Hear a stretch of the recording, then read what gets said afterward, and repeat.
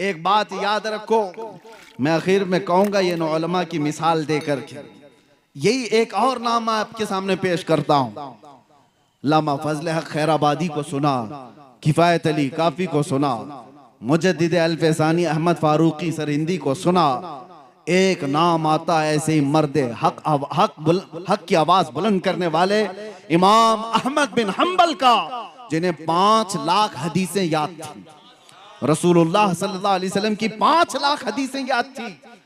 लेकिन जानते हो मसला आ गया था, एक बादशाह वक्त का, उसने गलत एक फिरके को प्रमोट करने के लिए गलत मसले का प्रचार शुरू किया था। इस आलिम बरहक ने उसके खिलाफ फतवा दिया, कहा नहीं शरीयत वो नहीं है, शरीयत वो नहीं है, खल्क़े कुरान का मसला था। तो इमाम अहमद बिन हंबल ने कहा मसला बादशाह का नहीं चलेगा, ताजदार मदीना का होगा। इस पादाश में जानते हो इमाम अहमद बिन हंबल का इल्म नहीं देखा गया, उनका तकवा नहीं देखा गया, उनको हदीसें कितनी यादें ये नहीं देखा गया। बगदाद के बाजार में लाकर उनको नंगी पीठ पर कोड़े मारे गए थे। एक बार नहीं, 2 बार नहीं, 3 बार पीठ की हड्डी उनकी दिखने लग गई, कोड़े इस तरह से पड़ते थे। लेकिन एक जल्लाद उसके पास वक्त के खलीफा का वजीर आकर के कहने लगा कि अहमद बिन हंबल, मैं जानता हूं आप 10 से मस नहीं होगे, एक बार आप कंप्रोमाइज कर लो अपनी इस बात से, कान में तो बोल दो, मैं बादशाह को मना लूंगा। इमाम अहमद बिन हंबल ने कहा हम जो बात करते हैं वो कानों में नहीं मैदानों में करते हैं। यही बात है, मैं भी आपसे ये ऐलान करता हूं। बहुत सारे लोग परेशान रहते हैं।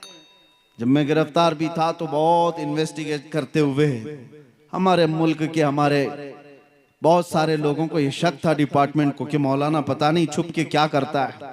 छुप के कुछ नहीं करता, जो करता है खुल के करता है।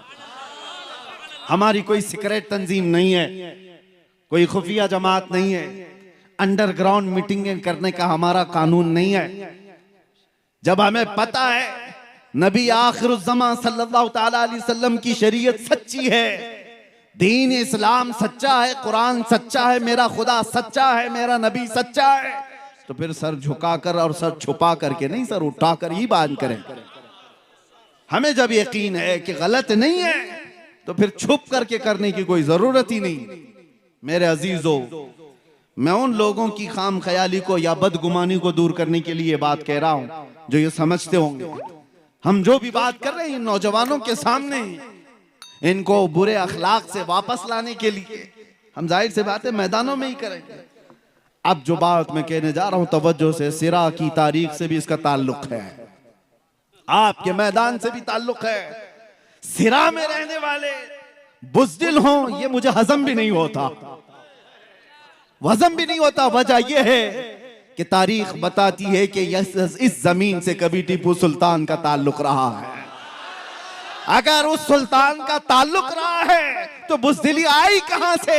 याद करो उस मर्द कलंदर की बात को, गीदड़ की 100 साल जिंदगी से शेर की एक दिन की जिंदगी बेहतर है।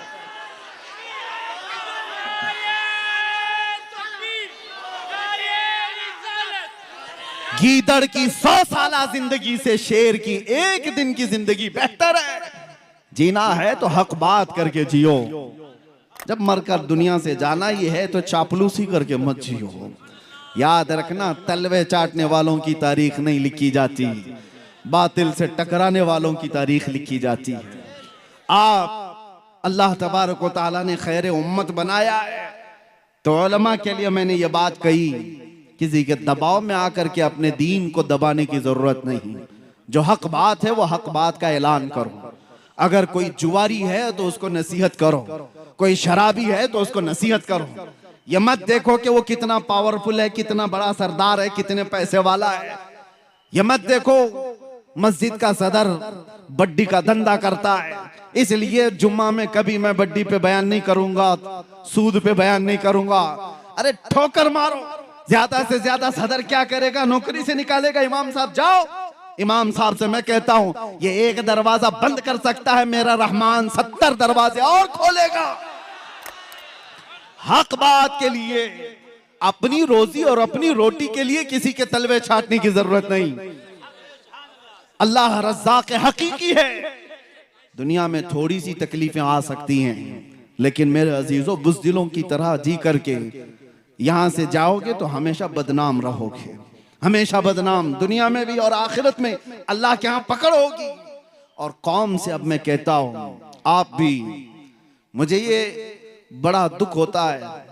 आज ही अपने कुछ हजरात ने मुझसे कहा, इमाम साहब जब मोहल्ले में कोई बुराई देखते हैं तो उसको बयान कर डालते हैं। आधा मोहल्ला तो उनका मुखालिफ हो बैठा है कि कमेटी बदलेगी तो सबसे पहले मौलाना को निकालेंगे। क्यों निकालेंगे? इसलिए कि वो तुमको कहता है, मियां अगर कोई डॉक्टर तुमसे कहे कि तुझे सर्दी हो गई, तुझे बुखार हो गया, तेरे पेट में गैस हो गई, तो क्या डॉक्टर को थप्पड़ मारोगे? डॉक्टर से क्या कहोगे? हाँ ठीक है साहब, हुई तो है बीमारी, इलाज आप कर दो। यही बात एक आलिम दीन से क्यों नहीं कहते? अगर वो कहे कि तेरे अंदर ये बुराई है, तो आप ये ना कहें कि मौलाना ये गलत है, मैं दूसरे मौलाना को पकड़ूंगा। ये कौम ने खेल रचा रखा है, तलाक दे दिया बीवी को और ढूंढ रहा है कोई हलाल करने वाला मौलाना मिले, कोई ऐसा मौलाना मिले, पैसे लेकर के घूम रहा है, लिफाफे लेकर। मुफ्ती साहब ने कह दिया नहीं तलाक हो ही गई है, तो कहा ये पूरे मुफ्ती नहीं, दूसरे को ढूंढता हूं, दूसरी जमात के भी ऐसे कुछ मौजूद होंगे। अब तो कुत्ता कह सकता हूं, हड्डियों पर पलने वाला, जो किसी के माल पर अपना मसला बदलता हो। मेरे अजीजों, कौम ऐसों को ढूंढ रही होती है कि वहां जाए तो हमारा मसला हल हो जाए, हमें हलाल करके दे देंगे। तुम पूरी शरीयत को अपने पैसों से खरीदने की बात कर रहे हो, मेरे मुस्तफा की शरीयत को माल से बदलने की बात कर रहे हो। आगाह हो जाओ मेरे अजीजों, अल्लाह का अजाब करीब है और मौत के बाद क्या हिसाब दोगे? अगर तुम्हारे पास बात आ गई कि तुमने गलत किया है, सर झुका लो। आपको पता है बारगाह मुस्तफा सल्लल्लाहु तआला अलैहि वसल्लम में एक सहाबी ऐसे आए, रो रहे थे। पूछा गया था क्या हुआ इनको? कहा उन्होंने कि मुझसे गलती हो गई, गुनाह हो गया, जिना हो गया। कौन बयान करेगा आज ये चीज? हुजूर ने अपना चेहरा फेर लिया, कहा जाओ तुम। वो गिर गए, कहा अगर आपने पाक नहीं किया तो फिर मैं किसके पास जाऊंगा? या रसूल अल्लाह, तुझसे जो मुंह छुपाऊं तो करूं किसके सामने? मेरे आका ने खड़ा करके पूछा, होश में बोल रहे हो? नशे में तो नहीं, गुस्से में या मदहोशी में तो नहीं? उन्होंने 3 बार इकरार किया। हुजूर ने पूछा तुम्हें पता है इसकी सजा क्या है? पत्थरों से मार करके सजा, हिलाक कर दिया जाएगा, रजम, जिना पर इस्लाम में बड़ी सजा है। उन्होंने कहा हाँ मुझे पता है, फिर भी मैं कह रहा हूं। हुजूर ने हुक्म भी दिया सहाबा को ले जाओ इनको रजम करो। इकरार जुर्म किया है। सहाबा लेकर के भी गए जबल अनम पहाड़ी के पास और उनको पत्थरों से हिलाक भी कर दिया गया। वो इंतकाल कर गए। मेरे अजीजों, ये वो लोग थे जो अपनी आखिरत से डरते थे। उन्हें पता था इस्लाम दुनिया में ज्यादा से ज्यादा मौत तक की सजा हो जाएगी, लेकिन आखिरत की सजा कौन बर्दाश्त करेगा? वहां तो मौत है ही नहीं, वहां मौत है ही नहीं आखिरत में। जिसको सजा दी जाएगी वो कंटिन्यू हो जाएगी, इसलिए आखिरत की सजा से डरते थे। और जब कभी उनको कोई उनकी कमी बताता था तो फौरन तौबा कर लेते थे। आज हमें भी चाहिए मेरे अजीजों, कौम से मैं कह रहा हूं, अगर उलमा तुम्हारी किसी चीज की तरफ इशारा करें, खास तौर पर बड़ी बुराइयों में मुब्तला लोग, तो नाक भौं सकेड़ने की जरूरत नहीं, सर झुका लो। मेरा दीन यही है जो तुम्हें पाक और साफ करके अल्लाह की बारगाह में लाना चाहता है। जितने नौजवानों को उनके बुरे करतूत पर बयान किया जाता है तो वो बिफर जाते हैं। मौलाना लोगों का धंधा ही है, इनका काम ही है। उन्होंने क्या तुम्हारा जीना, तुम्हारा मरना सब कुछ खरीद रखा है? कुछ नहीं है। बस उम्मत मुस्तफा होने का हमारा और आपका एक मुश्तरका दर्द है। आज उसी दर्द के साथ मैं आता हूं बयान करने के लिए। कई जगहों पर जिस इलाके में गया, लोगों ने कहा मुसलमानों के मोहल्ले में नशा बहुत ज्यादा हो गया है, बेचते भी यही हैं, करते भी यही हैं, पीते भी यही हैं, पिलाते भी यही हैं। उन हाथों में नशा आ गया जिन हाथों में मेरे मुस्तफा ने कुरान पकड़ाया था। उन हाथों में आज नशा आया है जिन हाथों ने कैसर और किसरा को घुटने टेकने पर मजबूर कर दिया था। आज ये कौम इस कदर तितर बितर कैसी हो गई। मुझे दर्द इस बात का होता है कि नबी आखिरुज़्ज़मान सल्लल्लाहु अलैहि वसल्लम का हाल ये था। हुजूर फरमाते, मेरे उम्मतियों, तुम्हारे तलवों में कांटा भी चुभे तो उसका दर्द मुझे होता है। जिस रसूल को उम्मतियों का दर्द है, तो जो उम्मती अपने आप को नशे में बर्बाद कर रहा हो, वो अपने नबी को कितनी ईजा दे रहा है, कितनी तकलीफें दे रहा है। लोग तुम्हें नहीं कोसते, तुम्हें देख करके मेरे आका सल्लल्लाहु ताला अलैहि वसल्लम तक अगर किसी की उंगली उठ गई तो तुमसे ज्यादा बदनसीब कौन हो सकता है। अगर किसी ने कहा मोहम्मद के गुलाम ऐसे हैं, तो उसने तो नबी से जोड़ करके कहा अपने आप को इतना बना लो कि मेरे नबी पाक सल्लल्लाहु ताला अलैहि वसल्लम तक किसी की उंगली जाने ना पाए। आज जो ये गुस्ताखियों का माहौल बढ़ गया, उसकी वजह यही है जो मैंने शुरू में कहा, दीवार क्या गिरी मेरे खस्ता मकान की। ये कौम के अंदर जो बदहाली आई, हर किसी ने हम पर गुजरना शुरू कर दिया है। हर कोई कभी दीन पर, कभी कुरान पर, कभी नबी पाक पर, कभी खुदा पर। बातें अब कलमे तक आ गई, बातें अब अजानों तक आ गई। ये सारी चीजें आई क्यों? तुमने आने दिया है, तुम्हारे अमाल ने, तुम्हारे अखलाक ने। उठो वो गर न हश्र न होगा फिर कभी, दौड़ो के जमाना चाल अपनी चल गया। कुव्वत इश्क से हर पस्त को बाला कर दो, दहर में नामे मोहम्मद से उजाला कर दो। ये सब हालात अपनी जगह पर, लेकिन मैं मायूस करने के लिए नहीं जाता। किसी भी जगह तौबा कर लो तो हमारा बिखरा हुआ सारा का सारा वापस आ जाएगा। हमारी खोई हुई ताकत, हमारी इज्जत, वो पलट आएगी। ज्यादा दूर नहीं है, अभी सवेरा है, पलट आओ। अल्लाह ने जिंदगियां दे रखी हैं। अभी मरने से पहले जो बंदा तौबा करके संवर गया, उसके लिए कुरान का वादा है, वला तहीनु वला तहज़नु व अंतुमुल अअलौन इन कुंतुम मुमिनीन। घबराओ मत, परेशान मत हो, तुम सबसे ज्यादा बुलंदी पर रहोगे। शर्त यह है कि मेरे नबी के गुलाम बन जाओ। ईमान वाला उसी को कहते हैं जो सारी कायनात से ज्यादा अपने नबी से मोहब्बत करे। वो ईमान वालों की कामयाबी का दावा कुरान कहता है, कद अफलहल मुमिनून। ईमान वाले कामयाब हो चुके, होंगे नहीं, हो चुके। लेकिन ईमान वाला बन करके तो दिखाए कोई, बने कोई ईमान वाला। मेरे अजीजों, सिर्फ उस एक दौलत की जरूरत है जो चीज अब हमारे पास आखिरी बची हुई। अभी हमारे पास बचा क्या है पता है? इक्तिदार, सियासत, ताकत, हुकूमत, माल, असबाब सब चले गए, खत्म हो गए। वो किस्से पारी ना है, पुराने जमाने के किस्से जो कहा करते थे हमारा बाप बादशाह था, अब तुम क्या हो। हमारे पास कुछ नहीं रहा, सब लुट गया है। इज्जतें तक चली गई, हमारी माँ और बच्चियों को भी लोगों ने नंगा कर दिया है। बचा क्या है? अखलाक, हया, सब खत्म कर दिया गया। लेकिन इन सब चीजों के लुट जाने के बाद भी मैंने महसूस किया है कि एक चीज बाकी है जो इन्हें अभी जिंदा रखी है। आज भी अगर ये जिंदा कौम नहीं होती तो 24 घंटे मीडिया इन पर भोग क्यों रही होती? क्यों निशाने पर रखी हुई है? कुछ बात तो है ना, कोई बात तो है जो तुम्हें जिंदा रखी है दूसरी कौमों के नजर में। वो कौन सी बात है? वो तुम्हारे चेहरे, तुम्हारी टोपियां, तुम्हारे कपड़े नहीं, तुम्हारे अंदर इश्क रसूल की जो आखिरी लौ बाकी है, ये तुम्हें जिंदा रखी हुई है।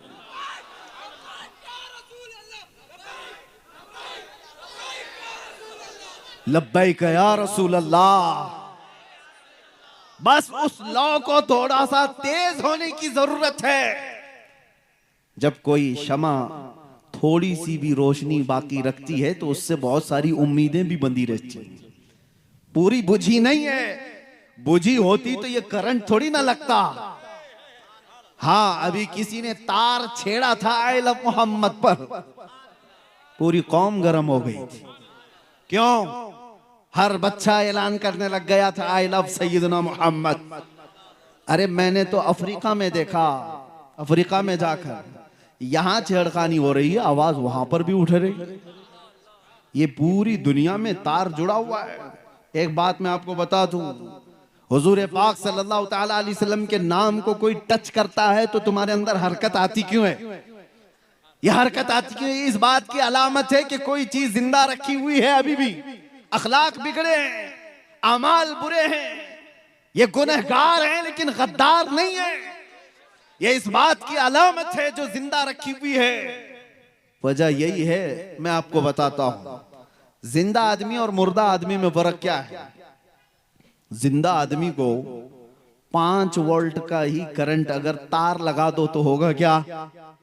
थोड़ा सा उसको शॉक लगा दो, उछल जाएगा, शॉक लगेगा, उछल जाएगा। जिंदा आदमी को थोड़ा सा भी करंट लगाओ, उछल जाएगा।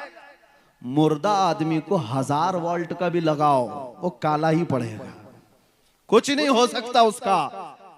तो नामे मोहम्मद में वो करंट है कि इस कौम को थोड़ा सा भी टच कर दिया जाए तो सबकी हरकतें बेदार हो जाती, सबकी हरकतें बेदार होती हैं।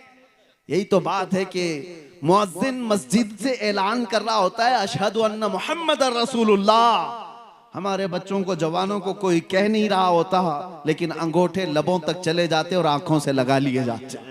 कौन कहता है ये अंगूठे लगाओ? मुअज्जिन तो नहीं कहता, वो उधर खड़े होकर अपने नबी का नाम ले रहा है, इधर उंगलियों में हरकत पैदा हो जाती है, चूमने का दिल कर रहा है, चूमने का दिल कर रहा है।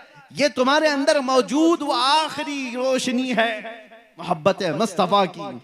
और एक वो खबीस जिसके अंदर से हुजूर की मोहब्बत चली गई, उसके सामने जितना भी जिक्र करो, जाहिर सी बात है मरे हुए आदमी को 1000 वोल्ट का भी लगाओ वो काला ही पड़ेगा। मुर्दे को कुछ असर नहीं होगा, कुछ नहीं होता। ऐसे मुर्दे हमने अब भी बहुत देखे हैं। उनकी टोपियों पे मत जाना, उनके पैजामों पे भी मत जाना, उनके कपड़ों पे भी मत जाना, उनकी बड़ी जमातों पे भी मत जाना। जब इश्क़ मुस्तफा नहीं है तो लोटे लेके घूमने घुमाने से कुछ नहीं होता, और इश्क़ मुस्तफा हो तो व्हील चेयर पर भी बैठे धरती को हिलाकर रखता है।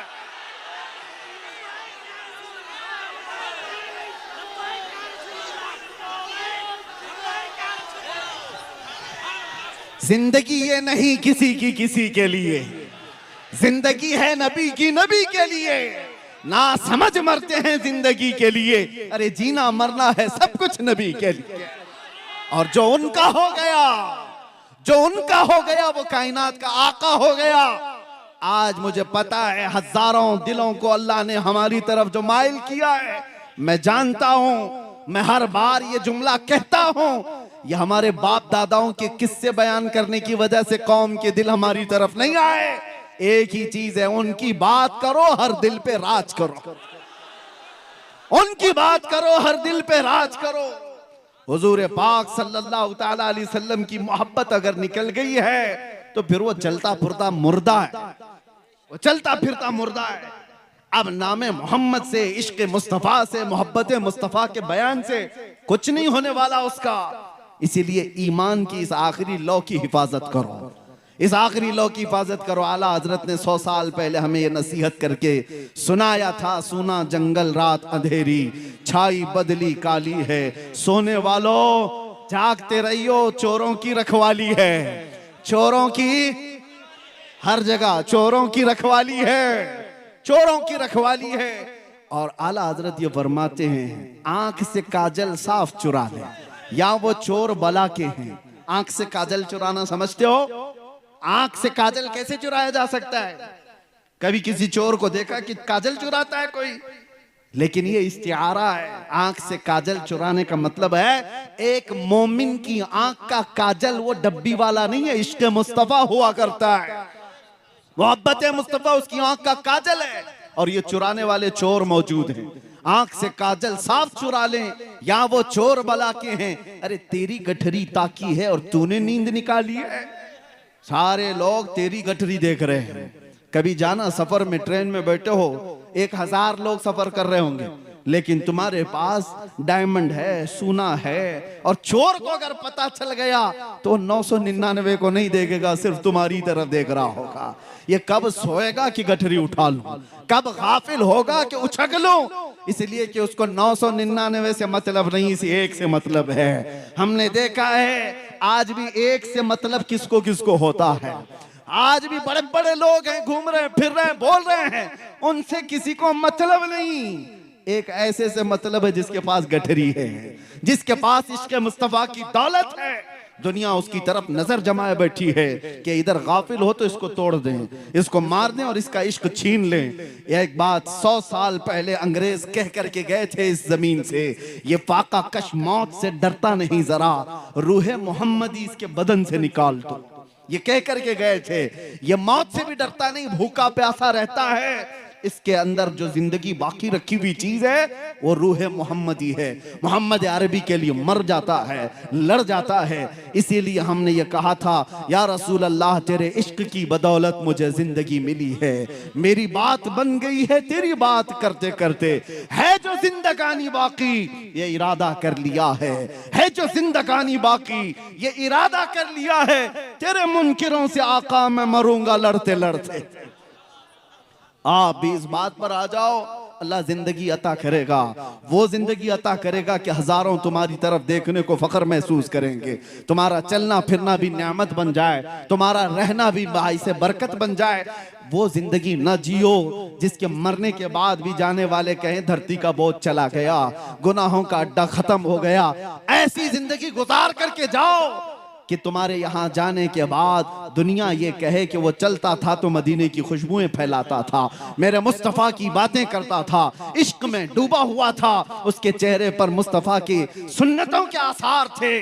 वरना जनाजे बहुत सारे उठ करके चले गए। उन जनाजों के जाने के बाद हमने देखा है कब्रस्तानों में तख्तियां भी बुझ गईं, लोग दफन होकर खत्म हो गए, तारीखें मिट गईं। लेकिन मेरे अजीजों, कुछ ऐसे लोग हैं जिनका जनाजा भी गया, कब्र भी बनी, 100 साल भी हो गए, लेकिन उनका नाम मरता नहीं, मारने पर भी मरता नहीं, खत्म किए जाने पर भी खत्म नहीं होता। अभी कर्नाटक की सरजमीन पर हैं हम, बहुत दूर रहने वाले हैं, लेकिन फिर अगर मैं यहाँ एक बात का ऐलान करूं, अभी जवाब में देखो ये मजमा क्या कहता है, इश्क मोहब्बत, इश्क मोहब्बत। कौन है वो आला हजरत, कौन है? सिर्फ इश्क मोहब्बत की बात की जाती है तो हर बच्चे की जुबान से आला हजरत का नाम आता है। वो आला हजरत मजमों में जिंदा है, हमारी महफिलों में जिंदा है। किस लिए जिंदा है? इसलिए कि पठान कबीले के कसीदे नहीं पढ़ता था, जब तक जिंदा था ये कहता था, वो सरवर कहूं कि मालिको मौला कहूं तुझे, बागे खलील का गुले ज़ैबा कहूं तुझे, हैरान हूं मेरे शाह मैं क्या क्या कहूं तुझे। बरेली का वो इमाम उस वक्त कलम चला रहा था जब दरिंदे मेरे नबी की शान में भौंक रहे थे, कुत्ते भौंक रहे थे। कोई कह रहा था रसूल को पीठ पीछे का इल्म नहीं, कोई कह रहा था नबी उम्मती के बराबर हो सकता है, बड़े भाई के बराबर है, इतना है उतना है, मकामात नाप रहा था। तब बरेली का इमाम जलाल में कह रहा था, सारे ऊंचों में ऊंचा समझिए जिसे, है उस ऊंचे से ऊंचा हमारा नबी, सारे अच्छों में अच्छा समझिए जिसे, है उस अच्छे से अच्छा हमारा नबी। अरे पाउंड की लालच में, माल की लालच में मौलवी बिके हुए थे, फतवे अंग्रेजों के मुताबिक दिया करते थे, उनको बर्तानिया से तनख्वाहें आया करती थी। उनके थोड़े से माल की बुनियाद पर जिन्होंने दीन बदल लिया, अपने जुब्बे कुब्बे सब बदल डाले, मदरसों में नाफिज शरीयत को भी उन्होंने खत्म कर डाला, मेरे मुस्तफा की अजमत पर भौंक करके। उनको पता नहीं था अंग्रेज कब तक इन्हें पाल सकते हैं, कब तक इन्हें दे सकते हैं। नजराने भी बंद हो गए, अंग्रेज भी चला गया, इनके सारे बाप दादा भी खत्म, इनके सारे नजराने भी खत्म। उस जमाने में बरेली का इमाम तन्हा था, लेकिन ये कहता था, कौन देता है देने को मुंह चाहिए, अरे कौन देता है देने को मुंह चाहिए, अरे देने वाला है सच्चा हमारा नबी।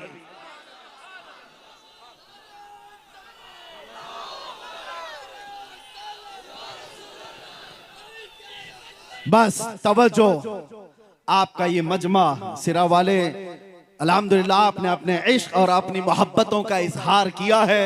आखिर में मैं ये कह करके जाऊंगा, हक बात के लिए हमेशा खड़े रहें उलमाए ज़वील एहतराम और अवाम अहले सुन्नत व जमात हक बात कहेंगे और हक पर अमल भी करते रहेंगे। आओ बारगाह मुस्तफ़ा में अपने आप को सुपुर्द करते हुए यूं कहते हैं, या रसूल अल्लाह, मरने से पहले सिर्फ इतनी ख्वाहिश है, चमक तुझसे पाते हैं सब पाने वाले, मेरा दिल भी चमका दे चमकाने वाले।